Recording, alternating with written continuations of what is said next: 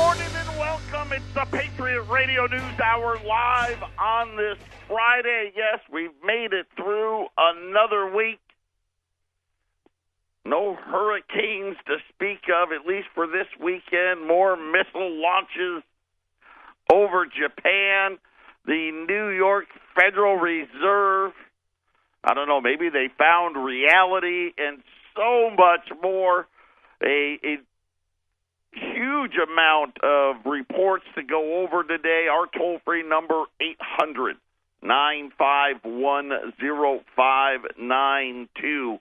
It is St. Gaudens Friday. You know, yesterday we started running the Saints from Mr. St. Gaudens. These things are, wow, just really, really nice. I got the first batch of them in here today, and even I was like, wow. Of course, stuff we've handled from a long, long time ago. Still at $1,345. That's right, $1,345 on the $20 Saints at 800-951-0592. The website at allamericangold.com, where you can just do about everything. By the way, the Saints are up on the website as well, so if you don't want to talk to us, I know, I get it. Hey, I just don't like talking to people, right? That's kind of how it is anymore. You can go right out online and you can order the Saints or anything else we carry right out there at allamericangold.com and never have to speak to one of us ever again. But Arlene is working, and she is by far the nicest person here. I mean, when you think about me and Wendy and Arlene, she is way, way nicer. She's not all jaded and crusty. So if you want someone who's really, really nice, Arlene she was a customer, gosh, for over a decade, and now she works here as well. So give us a call, 800-951-0592. I don't even know where to start. First, after we got off the air and after the gold markets closed, I guess Japan confirmed, and we had talked about, hey, you know, apparently the Japanese and the South Koreans, they kind of know what's going on. They're like, hey, they just fueled up the rocket and off it went, and they flew it over Japan again this time.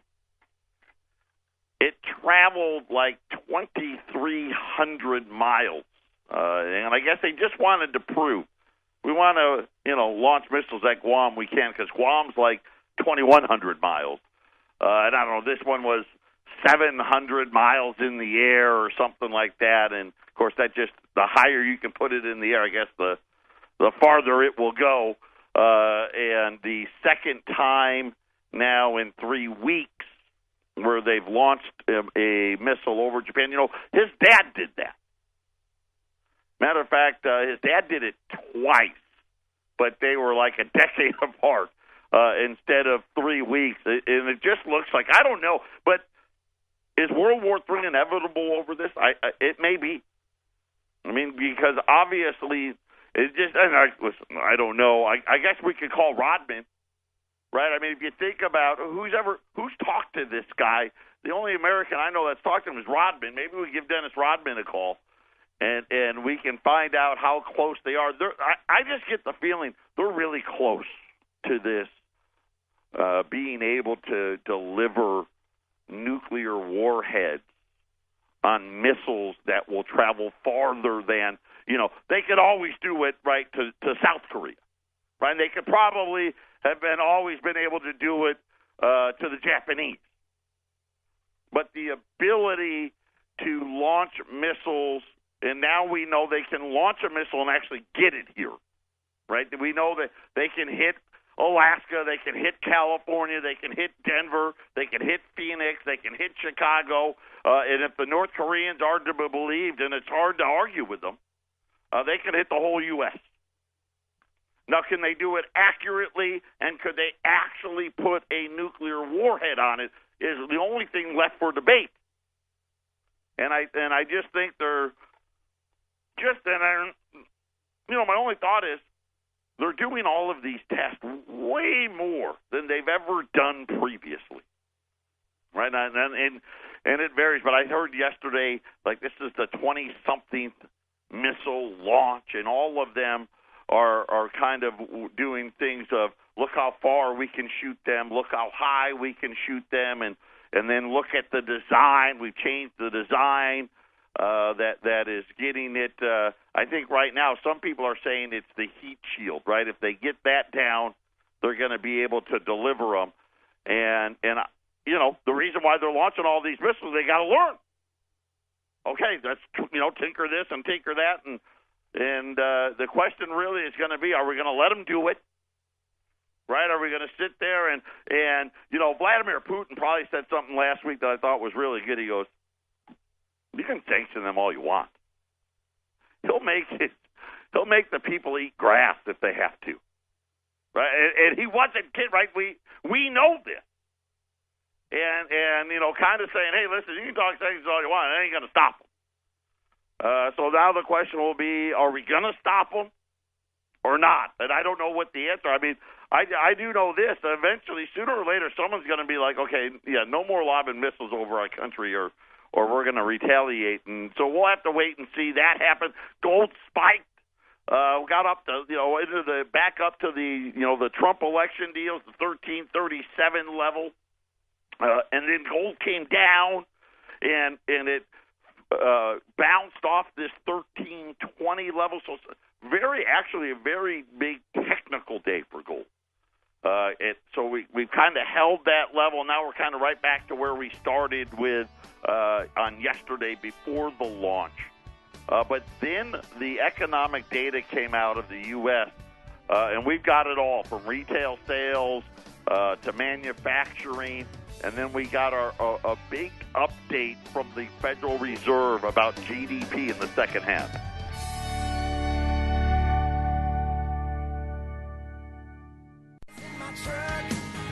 Patriot Radio News Hour, happy Friday. $100 Bill Friday, formerly Jack Daniels Friday. Patriot Radio News Hour, our toll-free number, 800-951-0592. So let's go over the economic data. Because, you know, the Korea thing, you know, and I saw today, hey, we're getting Korea fatigue, right? Missile fatigue, they call it, and you know, there's no big storm heading. Well, I don't know. I guess they're saying there's a couple more that may be coming, but there's at least no storm for this weekend. So we actually got some economic numbers that have gotten the attention of the Federal Reserve. First was retail sales for the month of August. And it caught everybody off guard. Retail sales fell in August. So it's the third time in the last 2 months, or the second time in the last 3 months. Friday, right? It's just what you never know. So 2 times in the last 3 months where we've had declining retail sales. In the 1 month, July, they had that big bump in July. They erased half of that.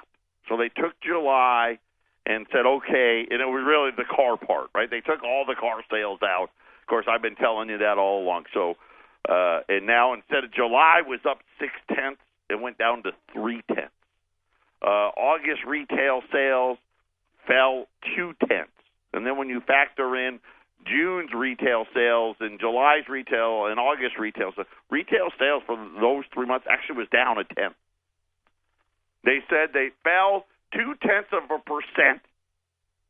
But if you stripped out autos, it was better. It was up 0.2. Of course, you know, stripping out auto, it's nice. Right? Hey, well, you know what? If you just don't count the bad stuff, then it'll look really good. Some of the 1.6% decline in auto sales was blamed on Harvey, which hit at the end of the month. But there was also a surprise dip in the category that, quite honestly, I don't remember the last time it fell. And that category is called non-store retail sales, which is another word for internet shopping. That's your online shopping falls into the non-store retail sales category. And it fell 1.1%. And, of course, they talk about Amazon this and Amazon that. There is, and I'll say this, there's an explanation that they give that I think definitely didn't help the number. How about that? I'll give them that much. One possible and at least logical explanation is that the 1.8% rise in July, and then you factor in a 1.1% decline in August, right? And this is kind of goes along hand in hand with what I've been telling you. Yes, Amazon does well, but they are only a small piece of what's happening in the retail category. Was they're saying that July had a spike because they had that Amazon Prime Day, which I'm not an Amazon shopper. I don't think I've ever actually bought anything from Amazon.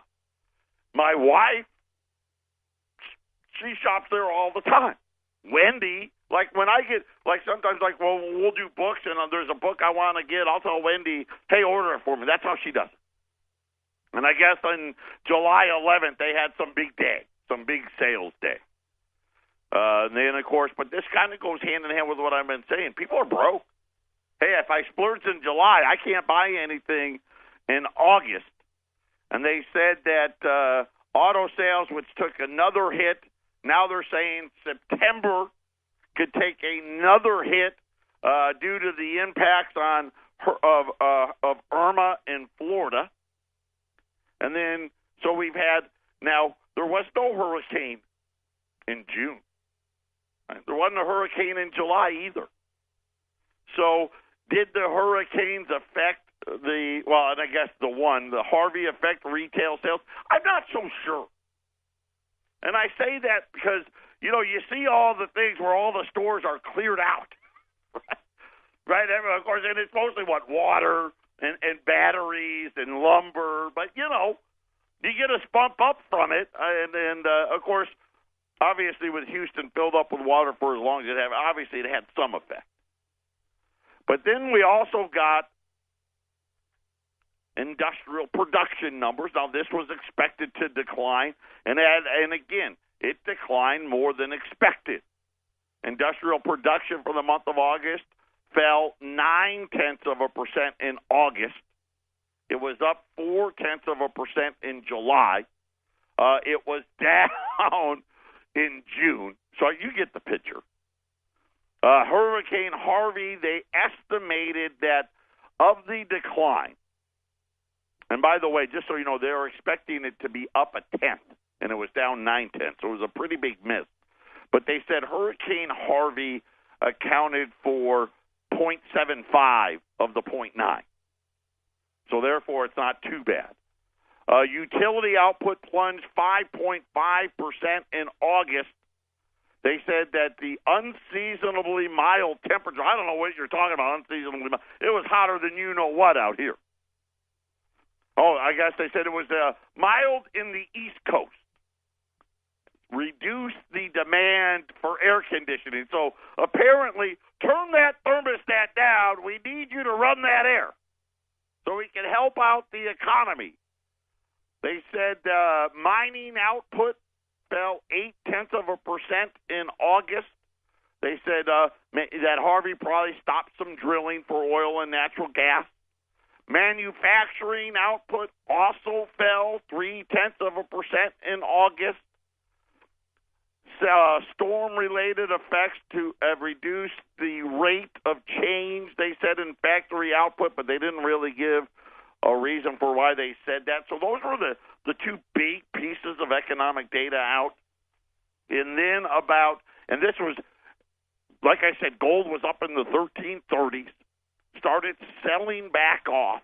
When I got in this morning, it was, right at that 1325 level.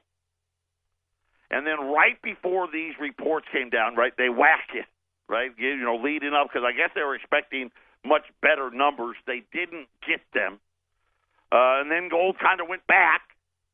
And then the New York Fed said it was making an announcement. They whacked it back down to that 1320, and then again got caught off by the announcement. The New York Federal Reserve came out and said that they are revising what they think the economy is going to do in the second half of this year. And so I was thinking, okay, they're going to tell us that the hurricanes are going to help. Right, because that's what you hear, right? Somehow the 1,000-year flood in Houston, the most now, I guess, in Irma, as long as you weren't in the Florida Keys, you probably did okay, right? It could have been way worse, so it wasn't as bad. They said the exact opposite. So here's what they said. They had been predicting 2.1% for the third quarter, which I'm like, I thought they were near 3. So I'm kind of like, were you really? And I didn't look beforehand, so I can't prove me right. Right? But they're talking about all this great stuff. They now say third quarter GDP is going to be 1.3. So we had, 1.2 in the first quarter. We had this surprise 3% in the second quarter, and almost all of that big gain had to do with them manipulating auto sales. So my guess and this is me guessing, why they're now saying third quarter is going to be so low is they don't want to go back and fix their mistake. So they'll fix it by lowering the third quarter. So now third quarter down to 1.3. The fourth quarter, they said they were at 2.6. They're now saying 1.8. So if you take the average, let's just say, and obviously it's the Fed, right? They're not very good at predicting anything. But let's just say they get this right for a change. And remember, they're normally what? Overly optimistic. But if you had 1.2 in the first quarter, and remember, this is very, very important to President Trump. 3% in the second, 1.3 in the third, and 1.8 in the fourth. You would be left with a GDP of roughly 1.8%. Right? Hardly economic nirvana. Last night, and I want to point this out, because gold really didn't react to the launching of the missile. And what I mean by that is I think gold closed at 13 yesterday, about 13.25 and change. When the missile first got launched, gold went to like 13.28. And it wasn't until probably a few hours after that, and really several hours after that, well into the evening, when I saw gold. I flipped on Bloomberg, and I saw gold up at into the 13.35, and I was like, oh, okay, well, they were just slow reacting to the missile. And then when I got in this morning, I started digging around, and the Treasury Secretary, while defending his, the honeymoon trip on the airplane, pointed out, and I'm going to quote you what he said, we are less, talking about the Trump administration, we are less concerned about inflation than we are about economic growth. And most people, me included, took this as a warning shot to Janet Yellen. Already, Donald Trump's got to find a new New York Fed chairman. And based on what Mnuchin said, the Treasury Secretary said last night, we're going to put somebody in there that isn't going to raise rates. We are not concerned about inflation. What we're concerned about is this 1.8% GDP. That's what we're concerned about. So, Janet, if you want to keep your job, you won't be raising rates anymore. And this is what actually gold reacted to last night. And again, we're building a great base here above 1,300. That 1,320 level, if that holds, that's a really nice support level. Of course, 1,300 will be a huge support level. Then 1,320. Then you got what I'll call the Trump election level again, right? That where we got back up to last night, right around that 1,335 level. And then we've got that 1,378 target. Based on what the New York Federal Reserve said today about GDP, feel very comfortable that target is going to be breached before the end of the year. So U.S. $20 saves at $13.45 sounds like an absolute steal. 800-951-0592. This is the Phyllis Schlafly Report, presenting a daily conservative pro-family perspective since 1983 and continuing the legacy of Phyllis Schlafly. Now, from the Phyllis Schlafly Center Studios, here's Ryan Haidt. Sunday will be Constitution Day, the 230th anniversary of the signing of our great United States Constitution in Philadelphia in 1787. This is a great occasion for every American citizen to study why our Constitution is so great and to resolve to protect our Constitution against two major current attacks. First, several groups are currently toying with the notion of calling another constitutional convention, or CONCON, in order to pass a constitutional amendment they favor, but which the Congress has not seen fit to pass. Some people are eager to have a balanced budget amendment. Some, an amendment that would allow a majority of states to repeal acts of Congress. Some, a right-to-life amendment. Although a CONCON is legal, it would be very foolish, because once a convention is convened, it can make its own rules and set its own agenda. Phyllis Schlafly attended at least 17 national political conventions, and she knew that the guy with the gavel controls what comes up at a national convention.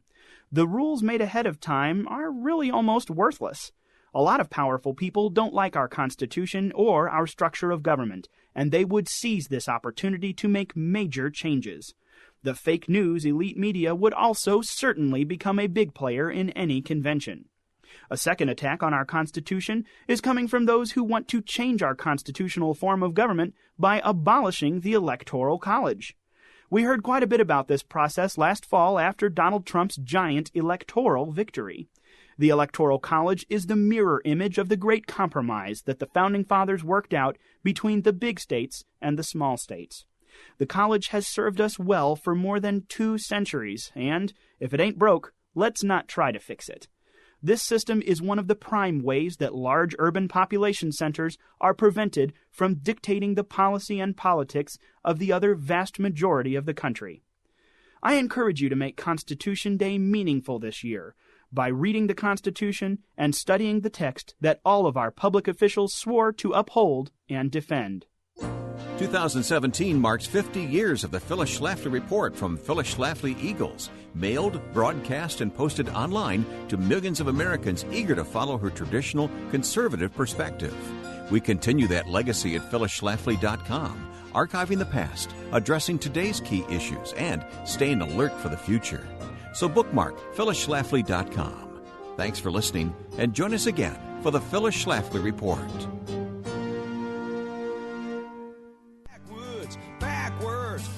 Welcome back. Patriot Radio News Hour, 800-951-0592. I know it's difficult. It's so many people just struggling out there. So many people confused. They don't know what to believe. Is the all-time high in Wall Street what we should believe?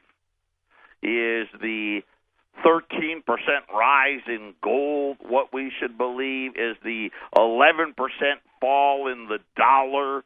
What we should believe we believe the Federal Reserve is somehow now Donald Trump, right, who hangs out with Nancy Pelosi and Schumer? What happened? I mean, for me, that's not what I voted for. I can tell you that right now. You know, kind of like, first it was I kind of was like, all right, the debt ceiling, maybe he's playing, playing a little poker here. And now he's going with them on their tax cuts, and it's just, weird things. Right, more missile launches, and right, the hurricanes, and so a lot of people, when they don't know what to do, you do nothing. Well, doing nothing so far has cost you 13%. And if all of these people are right, and by the way, the Atlanta Fed now has lowered GDP, Barclays has lowered, everybody's joining in now, right? Everyone's slashing GDP. But here's two things I want you to keep in mind. Trump and the Democrats want to get rid of the debt ceiling. Right? What does that mean? What that means is, hey, we don't care about the debt anymore. Right? I mean, that's just what it means. Right? And they'll justify it as we don't like it as the political football or this, that, or the other. But the realities are, it just says, hey, we don't want to be reminded about it. Then his Treasury Secretary last night, we're not concerned about inflation. We're concerned about economic growth, which is a warning shot, and not just a warning shot to Janet Yellen, but an indication of who they're going to put on the Federal Reserve Board. By the way, they got like 3 seats to fill. And they're going to load them up with very dovish, again, this dollar that I've been talking about. So now you've got the president and his administration, right, cozying up to the Democrats. Let's get rid of the debt ceiling. Let's get rid of anybody on the Federal Reserve that wants to raise rates. We don't care about inflation. We want what? We want lower rates. And listen, that's Trump's been that way from the get-go. And I know it quite honestly. He's not wrong. Listen, the real data's not very good. And I know that that's hard for a lot of people to understand because they come out and say, well, but look at what they say on TV. And look at Wall Street. Listen, we've known this for a long time. Wall Street has there's literally almost no correlation between what Wall Street does and the health of the American economy. They are multinational companies, and everybody's giving them handouts. Right? Nobody has high interest rates, right? They have borrow money everywhere. Look at Foxconn. Oh, and I feel bad for Wisconsin. Right? Foxconn, who has a notorious history of collecting a lot of what I'll call freebies and then not delivering. Right? Wisconsin wants to write them a check for $3 billion. Right? How about you do this? Once you've actually done what you say you're going to do, build the plant, hire everybody, then we'll give it to you. Of course, then it'll never happen because they have no intentions of doing it. And you start to really say, okay, what does it all mean? You think Steve Mnuchin, the Treasury Secretary, you think he's a dumb man? You think he doesn't still talk with all of his banker buddies? Of course he does. You know what they're telling him? Right? You know what they're telling him? Hey, listen, okay, retail's dead. Right? None of these people can pay back the debts that they have. We've got all of this stuff, and even the people that are in junk and they refinanced and they loaded back up, they're struggling to pay bills. Even some of the prime guys are starting to struggle. And they're talking about, blowing up the debt, right? Spending money. Let's make sure we keep interest rates super low. And really what they're talking about is, weakening the dollar. And then the government comes out with that Census Bureau report where they said, income's great. But then when you actually look at the details, and the devils are always in the details, aren't they? If you take out the top 5% and leave the other 95%, it's not very good. Matter of fact, the bottom 50% is making way less. The next, and really it's the bottom 60 making way less. And the next 35%, ready for this? You're bringing in $4,000 more than you were in 1999. That's it. $4,000, right? And that's a year. That's a year. Not $4,000 a month. $4,000 for the year, or basically $330 more a month. You know what's so funny is, and I don't know why, but yesterday after work, I got home and my wife, for some reason, and I think because it came in the mail, and she was like, I'm going to call United Healthcare. They're not even in Obamacare anymore, and our premium is $533 a month. And she had pulled out, somehow I don't know how, she pulled out her bill from 5 years ago. Right. She's a woman. She saves everything. This is why she runs our household. She's just better at it than I am. Right? I could have thrown that crap away a long time ago. It was $250. So essentially, the only thing that the average American can pay for, and I figure, we're the average. We're fighting hard to be middle class. I'm not a millionaire. I'm married with 2 kids. I'm paying $300 more a month on health care than I did just 5 years ago. And yet the government came out with their great report saying you're making $300 more than a month 17 years ago. Patriot Radio News Hour. We'll be back after the break. 800-951-0592. Gold is down between $1 to $2. And Kitco will have it down a little more because Kitco had spiked up in the electronic trade after the missile launch. But 13.23, 13.24 on gold. So you're talking about $20 Saints. And like I said, I just got the first batch of them in. These things are awesome. 13.45. And you start thinking about what just today. Forget about missile launches. Forget about hurricanes. Forget about all the misleading government reports that each one contradicts the other. And just listen to what's happening, right? Donald Trump and the Democrats want to get rid of the debt ceiling. Steve Mnuchin, the Treasury Secretary, says, hey, listen, we don't give a crap about inflation. We want economic growth, which really goes hand in hand. Really, it's a twofold thing. They want to blow up the debt because they know how to get economic growth. It's actually not that hard. Let's just print a lot of money. Right? That's what they want to do. Let's just start.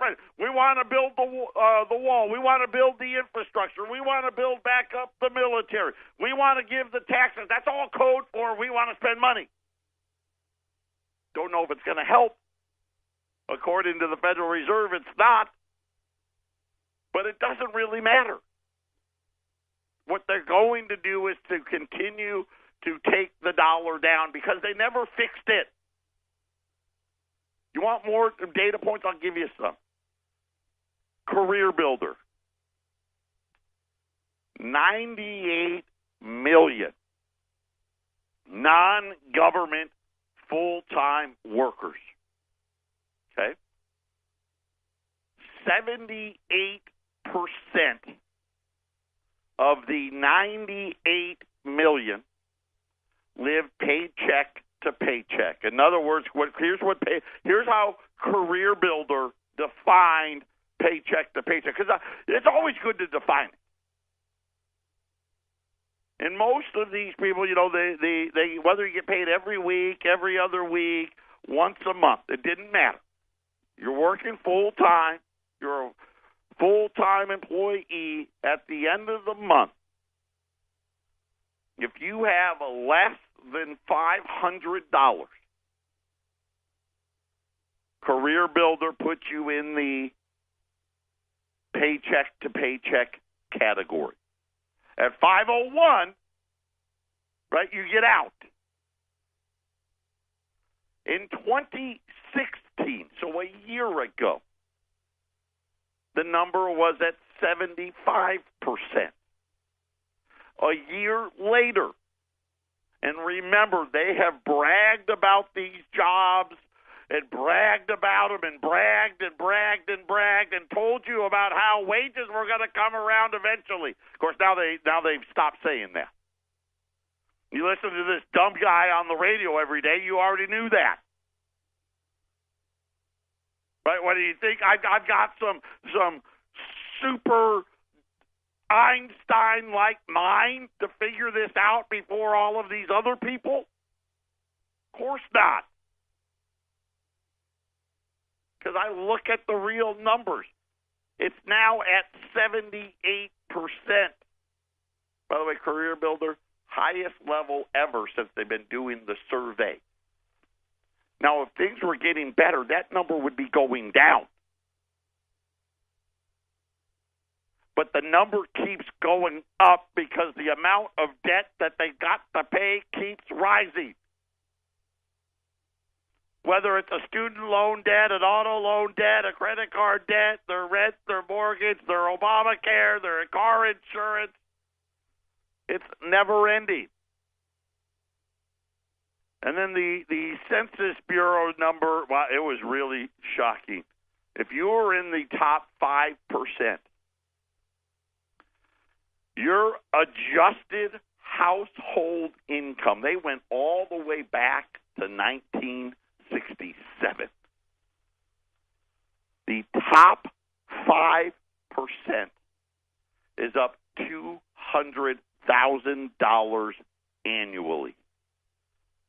$200,000 annually. Well, I guess up $200,000 since 1967. So they've been adding and adding and adding, 5,000 here, 10,000 there. Now their average, the top 5% make $200,000 a year more today than 1967. The bottom 60%.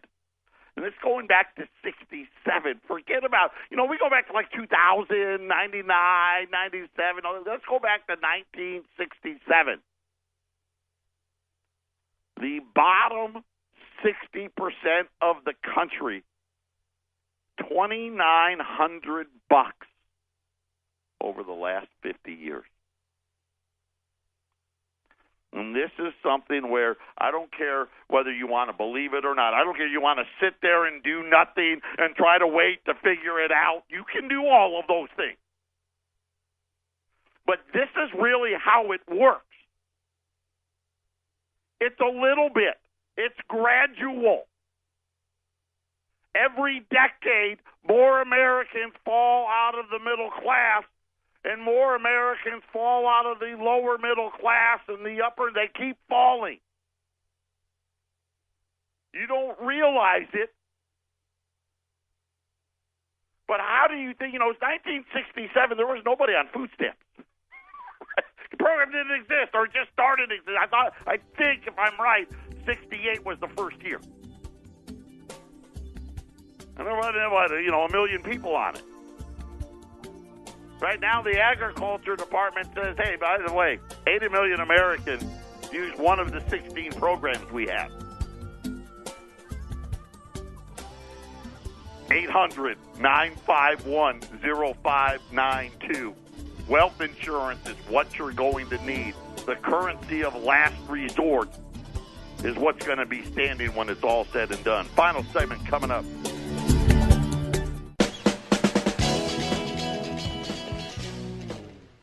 Final segment on a Friday, Patriot Radio News Hour, 800-951-0592. We found out that we're $20+ trillion in debt. And that was probably the best 20. You know, Hyatt, I always tell the story about debt, right? You know, when you first go into it, it feels real good. Right, because you got something, right? I got a credit card, and I went and bought a new TV. Well, it felt good because you got to watch the TV. And then the bill comes in, and it feels less good. And we notice, and we have this pattern where as the debt got bigger, right, economic recoveries got less robust. The crashes got bigger. Right, and then you look at, and really, it's a cycle, and it's so easily traced. Right, you just start going back from the 70s, and you can follow these patterns, and they're over and over and over, and always under different circumstances. But there's the pattern nonetheless. And as we look at this recovery, which has been, the weakest recovery ever, look at 4.4% unemployment. The Federal Reserve said, hey, the second half of this year, we're going to get 1.3 and 1.8% GDP. Are you kidding me? That number would have been like 4.3 and 5.8 back in the day. So what's changed? The amount of debt. And now we're getting ready. We're just at the beginning, right? I kind of liken it to the hurricane, right? Where the outer bands of the debt are just starting to come ashore, and we're waiting for the eye wall to move in. And over the next 5 years, really 10 years total, it's going to be catastrophic. By the way, another pension problem, California. Two more cities in California feeling the wrath of CalPERS. I'll try. You know what? I'll save that one for Monday. Take the time. You're looking at levels and prices, especially what you're going to pay relative to the spot price. This is generational stuff. When you're buying a U.S. $20 St. Gaudens for $20, $21, $22 over spot at $13.45, and you start looking at, okay, what is really the new economic agenda? The economic agenda is we want to go bigger, more debts, right? No rate hikes, and cross our fingers and hope and pray that somehow we get GDP growth. And, of course, all the while, right, we've got the dollar falling. You've got just look at like the Bitcoin stuff, and I know that Bitcoin got hammered, but the concept behind it, which was another way of somebody trying to figure out, how do I get my money out of the hands of these central bankers? And that's where we come in. This is what we do here. If you want to sell, call us. We're buying. 800-951-0592. U.S. $20 Saints, $13.45. Everybody, you know what? Have a heck of a weekend, and we'll talk again next week.